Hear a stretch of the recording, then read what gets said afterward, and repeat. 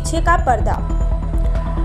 रजनीश दुग्गल, विजेंद्र काला, आंचल मुंजाल और अभिषेक दुहान अभिनीत रामलीला की थीम पर आधारित है फिल्म। इस बार नवरात्र के मौके पर रामलीला के थीम पर बनी फिल्म मंडली की टीम वाराणसी में फिल्म और रामलीला के किरदारों पर परिचर्चा की।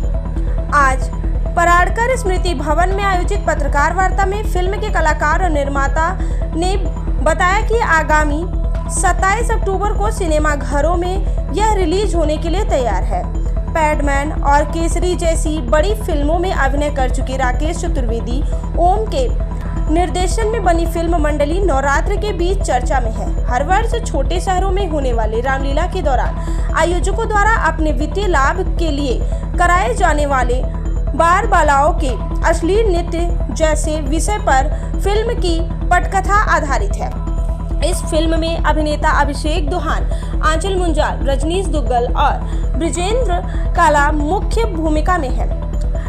रेटिल्क पिक्चर्स के बैनर तले बनी इस फिल्म को प्रशांत कुमार गुप्ता, गीतिका गुप्ता और नीतू सबरवाल ने निर्माण किया है। फिल्म में अभिनेता विनीत कुमार, कंवलजीत सिंह, अलका अमीन, असरथ भट्ट, सहर्ष शुक्ला और नीरज सूद जैसे कलाकार भी रामलीला के मंच के पीछे के पर्दे को उठाते नजर आएंगे।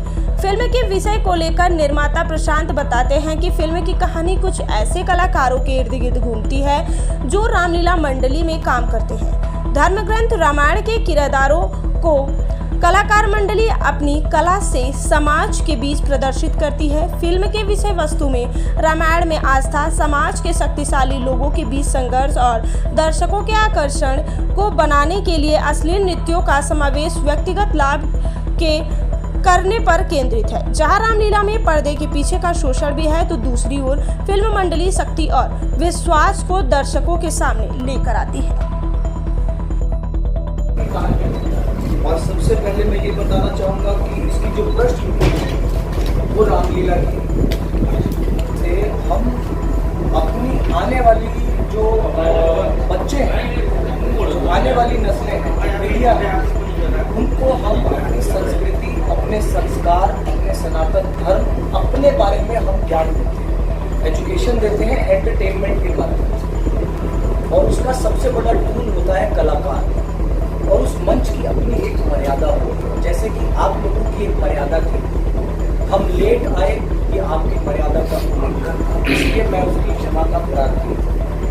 तो हम जब रामलीला में नाटक करते हैं, जब हम अपने कल्चर के बारे में बात करते हैं, उस समय पे अगर अचानक से आप कोई अभद्र डांस करने लगेंगे या छोटे वस्त्र पहन के अचानक से आप ऐसी चीज़ करने लगेंगे, वहाँ पे आप अपने माँ बहन बच्चों को एक अलग पर्पज से लेके जाएंगे, तो वो उसकी मर्यादा भंग करना होता है, जो कि नहीं होना चाहिए। आज की डेट में सिनेमा में बहुत अच्छी चीज़ है कि लोग मुद्दों पे फिल्में बनाने लगे हैं, सबके अपने अपने मुद्दे हैं। अभी जवान भी बहुत हिट हुई, मुझे बार बार उसका नाम भी आता है क्योंकि उसका मुद्दा भी एक बड़ा अच्छा लगा है।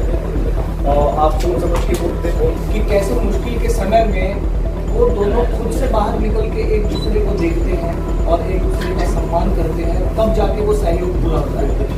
अगर पति पत्नी के रिश्ते में आप अपनी सोचोगे, वो अपनी सोचेंगे, तो वो भी नहीं चलता है। फिर ये एक बहुत मुश्किल होता है। तो एक बहुत सुंदर कहानी है और प्रेमचंद जी की एक कहानी है रामलीला, जिसके ऊपर जहाँ से डायरेक्टर साहब ने ये आइडिया उठाया है, राकेश ओम चतुर्वेदी, तो वो है। और हमारे जी हैं, तो आई थिंक सारा श्रेय ही लोगों को जाता है। सर, हम लोगों ने सिर्फ इतना किया है, हमसे जो कहा गया था दिखाने के लिए, जिस चीज़ के लिए हमने फीस ली थी, उसमें हम करने में सर, मेरा नाम अभिषेक गोयल है और मैं हरियाणा का रहने वाला हूँ। मेरा जन्म हरियाणा में हुआ है। आज आप इस वार्ता करने का उद्देश्य है अपनी फिल्म मंडली के बारे में दुनिया को बताना, अपने देश को बताना, अपने लोगों को बताना, ताकि वो आए, उस फिल्म को देखें। और जिस मंच के थ्रू हम रामलीला कहते हैं, हमारे मंच के थ्रू हम उसकी एक चीज को उजागर कर रहे हैं और जनता के सामने ला रहे हैं, और उन्हें बहुत मजा आएगा। मंडली क्या है और किस चीज पे आधारित थी? अगर मंडली की मैं थोड़ा सा हट के कहना चाहूंगा कि ये मंडली है, ये जो मेरे सामने खड़ी है। ऐसे एक मंडली होती है जो पूरा रामलीला का मंचन करती है, चित्रण करती है। तो मैं खुद बचपन में मेरा जो अभिनय था उसकी शुरुआत हुई थी बंदर बनने से। मैं वानर सेना में था, ठीक है ना। हमारे शहर में रामलीला होती थी, रात भर अपना छत कूद के भाग के आना, बंदर बनना, वहां पे पेप्सी समोसे सब खाना। तो वहां से अब इस पिक्चर में मैं लक्ष्मण जी का किरदार निभा रहा हूं। ये तरक्की है मेरी जिंदगी की, मेरे 20 सालों की, कि मैंने वानर सेना से एक लक्ष्मण तक का रोल प्राप्त कर लिया है। और अगर पता नहीं, मैं आगे कुछ नहीं कहूंगा, बस हो वही जो राम रची रहा। मैं हूँ आंचल मुंजाल। पिछले 17 साल से मैं बॉलीवुड में काम कर रही हूँ। मैंने बड़े बड़े शोज किए हैं, जैसे परवरिश, बड़े अच्छे लगते हैं। फिल्में की हैं जैसे वी आर फैमिली, आरक्षण, घायल वंस अगेन, एक तमिल की फिल्म की है सही।